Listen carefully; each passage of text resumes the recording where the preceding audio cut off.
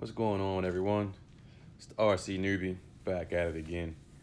And if you are like me and have never built your own shocks from start to finish, this video will definitely be for you.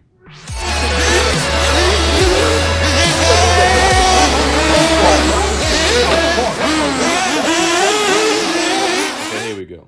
As most of you know, I've been putting together my kit, my MP10T. We're moving right along. Still waiting on the engine to come in the mail. Hasn't got here yet. I haven't mounted this, by the way, so don't think that I'm slipping all the way around. But I'm waiting on the engine to get here. Should be here later on this week. Also waiting on my servos. They'll be here shortly. Going with the MKS 550, HBL 550s. And I brought a brand new Works B5 engine. It came with the pipe that they recommend, so I'll see how that goes. I really love the sound of the B5 with the Nova Rossi 9901, so I have one of them on standby just in case I don't like the performance of that pipe. But this video is about the shocks and building the shock. So we're going to start from zero. There's absolutely nothing in here. We'll start from the very beginning and walk you through. I went looking on different channels. Of course, the first spot I go is my man Rajay111. I went to his spot and he had a video showing how he changed out one of the pistons in a damaged piston in one of his shocks, but didn't show the complete setup, how you do everything from start to finish. And I know I'm not the only one that needs to know this kind of information. So what I do is I took the cap out of the fluid, right? Most of you guys use this. Factory team. Some people use the TLR shock oil, right? Whatever tapes you use, but I just took the cap out of it and put the O-rings on it to get some oil on the O-rings. Let me flip them over now, actually. Try to do it with as little mess as possible. But you want your O-rings and I don't know what this is considered, a spacer, some kind of other ring, but it's not soft, it's hard plastic. And you want all of that lubricated with the oil you're gonna put in your shock so that when you put the rod through, it goes through smoothly. Okay, now with the rod, there's two ends. There's one that's threaded all the way through. You can see that there. And then the other end is only partially threaded. Well, the partially threaded end is the top end. And for that, you're gonna put your washer on it.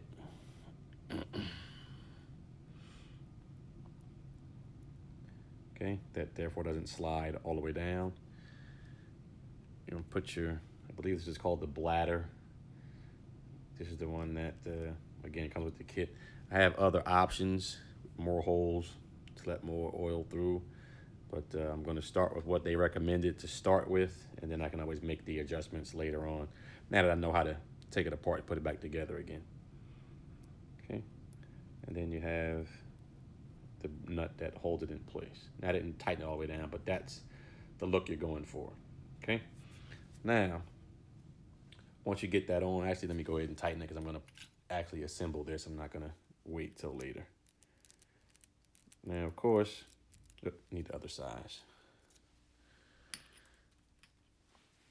Sorry about that.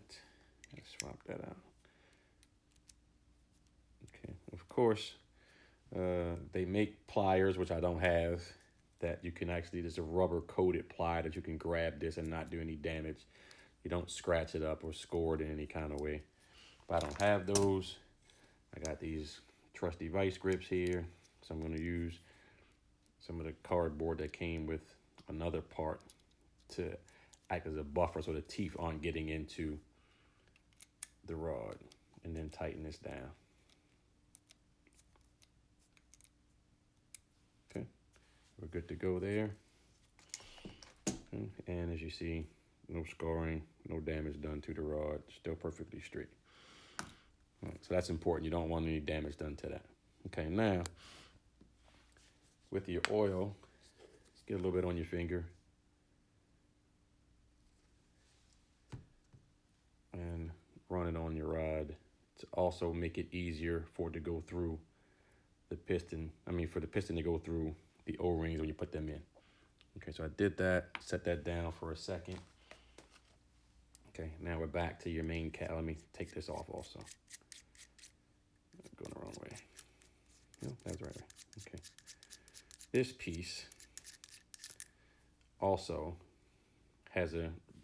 gets a washer inside of there, and as you saw, this goes on, and this is what the shock will bounce up against to support and give it the spring, and then you're able to adjust the tension in the shock by moving this up and down.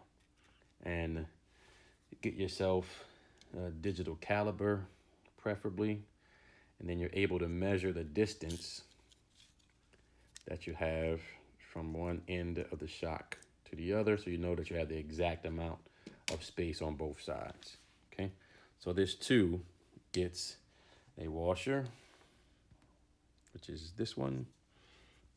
Again, a little oil on your finger. And yes, this is a tedious process, and it's rather annoying having your fingers greasy like this, but you don't want any problems out of your shocks that you could easily avoid by just lubricating the washer.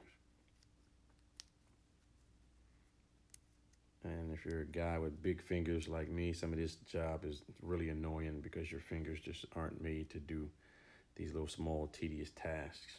But that's in there. So now when I put this on, it gives you a little more resistance because of the washer, but as long as you get the threads lined up properly, it shouldn't be a problem. And then it goes on. Definitely want to take your time and make sure you're not stripping out the threads, right? Let me see. Not a problem, goes right on, comes off. Okay. Now, in your cap also gets a washer. So same procedure again. It doesn't matter what order you put these in, whether you do the cap first or you put the other washers in first, or you put the O-rings in first. They all have to be in before you start putting the shock together. So some people start at the top, work their way down. Everybody has a rhyme and reason to why they do their thing, but my point is they all have to be done. Okay, so now that's in. Okay, and now this particular set has I guess it's called a bleed valve, and it has a little washer. Can you guys see that on my finger there? And a set screw. So again, small parts rather. I load that up first so that we're all in place. This happens to be 1.5 head, so I lock that on here first and keep it pointed up so that it doesn't fall off, and then set the set screw in place. Okay, so I have a washer in the cap that's been oiled before put in, a washer on the outer ring. I have a washer on the outer ring that's been lubricated and set in place. My O-ring and this white spacer have been sitting in oil the whole time. So now I'm going to put these in. So a groove in there. Put the O-ring in. The white spacer.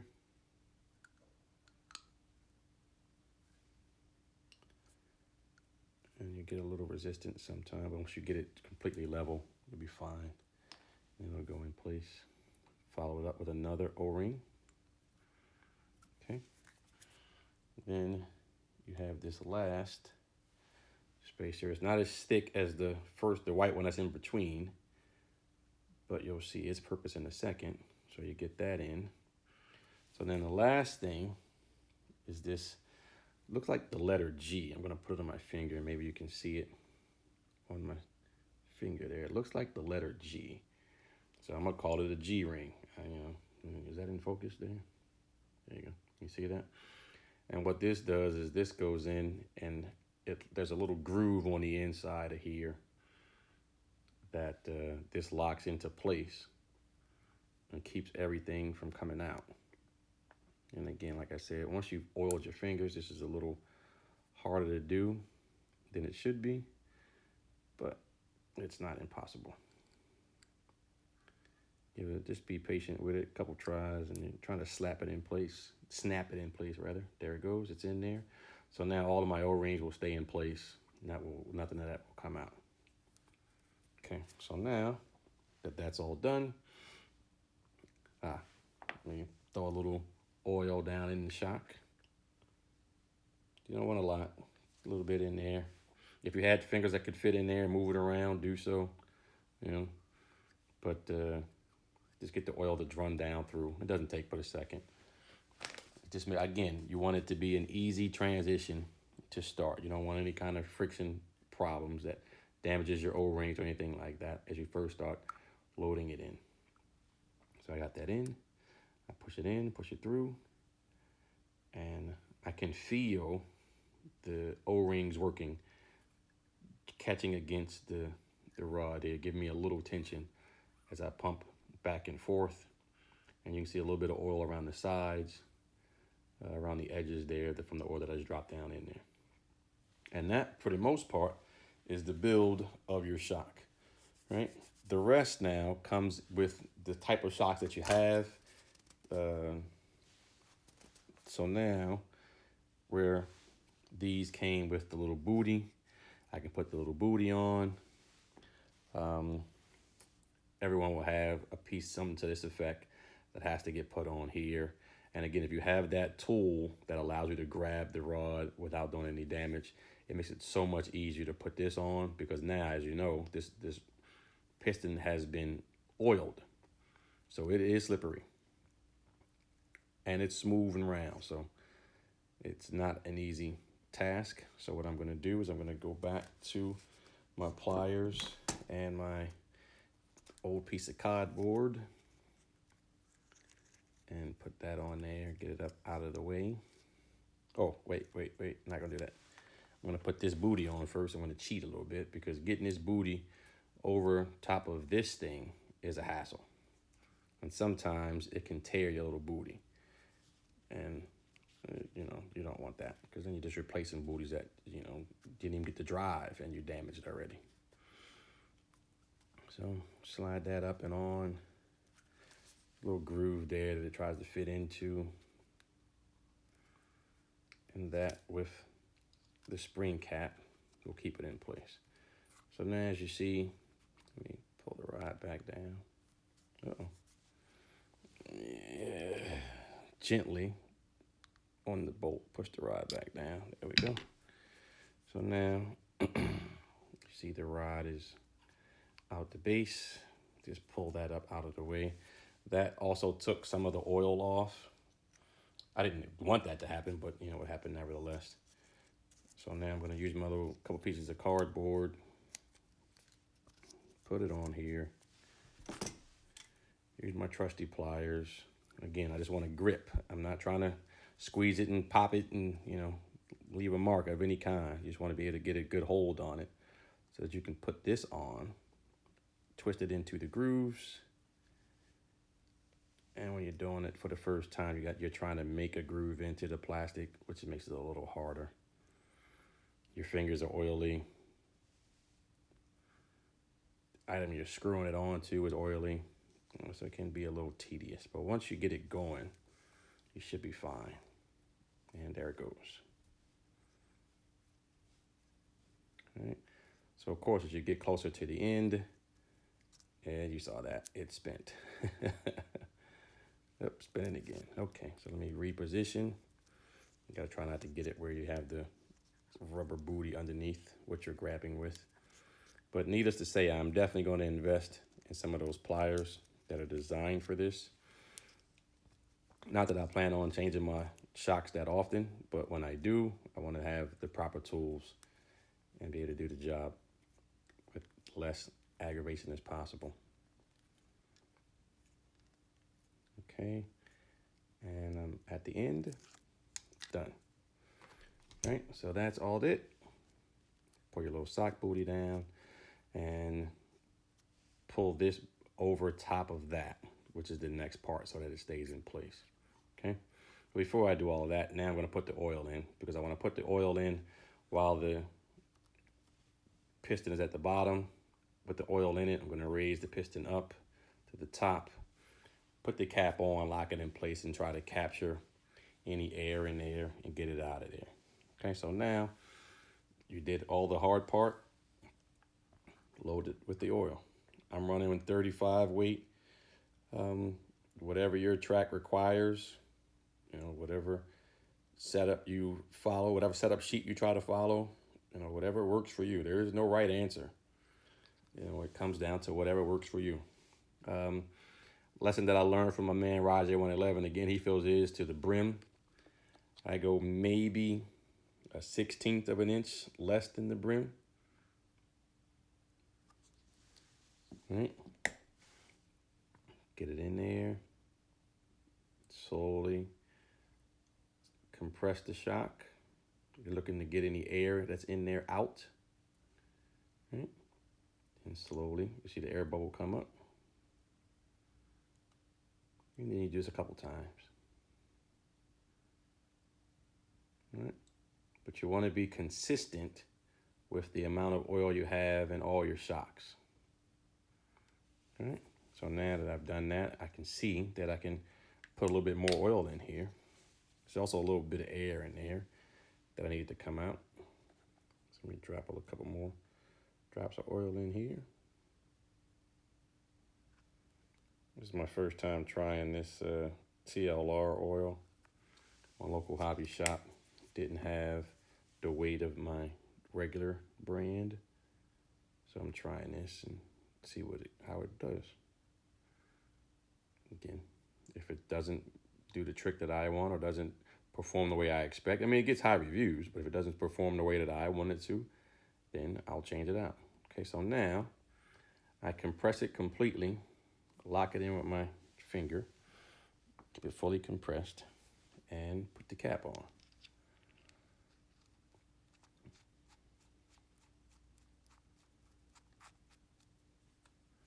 No need to use a tool or anything to tighten it down. Your hand tightening should be sufficient. I've seen guys take a wrench or put it in here and twist. No need to do all of that. And now, pull it out. Right. I don't know if you can see it on the screen, but there's a little bit of rebound here without the spring being on, which is what depending on the viscosity of the oil you use will determine how much rebound you get. So I'm getting a little bit of rebound without the spring, which is what I want. Our home track has a lot of character, and I want to be able to account for that and have a smooth ride where my tires stay on the ground when I'm not jumping over something, and therefore give me more control over the vehicle. So now for those who, again, I don't want to assume everybody knows everything. So for those that don't know, now this piece that we put the washer in, line everything up, make sure it's good to go. Also, I don't know, let me show you that also. These come with 2 marks on it. There's a 1 on one side and then 2 marks on the other. Another way for you to be able to tell how much tweaking you did to your shock.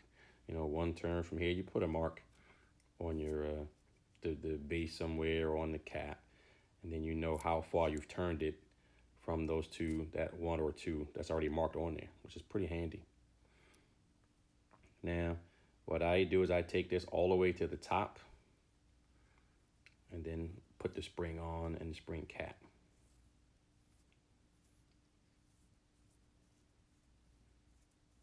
Now, what I'm not going to do is I'm not going to bore you guys with me trying to put this shock booty over this bottom piece here. That's a pain in the neck. And I'm sure there's a quicker way to do it, but I haven't learned that yet. So for this video, we're going to assume that I have it all the way over it already, just for the sake of saving time. Okay, so now I have this all the way up to the top. Okay, again, that's it. And now load your spring on. You have your shock cap or spring cap, whatever the proper name is for it, I'm not sure. Decompress your spring. Remember, we're assuming that this is already on there, right?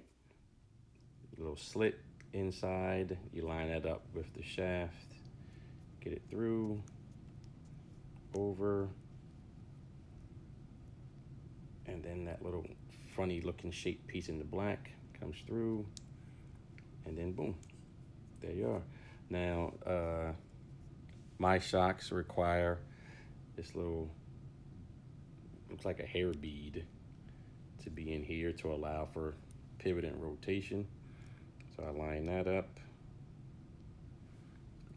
with the hole. Let me take it out so you can see what I mean. This little thing here, line it up with the hole, and my trusty pliers, and snap it in place. Nice and simple. So that gives it the flexibility that it needs. Right. You got your shocks there. And what I can do is compress it, bleed some out. But for my initial setup, before I do any bleeding or anything, I want to see how it responds before I do any of that. I know by the amount of oil that I put in, leaving that small little bit from the edge that there's no leakage coming out. I've done the other 3 the exact same way and no leaking whatsoever. Again, these shocks come with another little piece that has to go into the top, all for how you mount it to your car. Everyone's car may be a little different. And if you have the Kyosho MP10 or MP10T, then this is the exact same setup. And that's it, and then you're good to go. This is Shock Building 101 by the RC Newbie. Thank you guys for tuning in. I really appreciate it. Thank you for all the support, and hope to see everyone out racing. See you soon. Brap.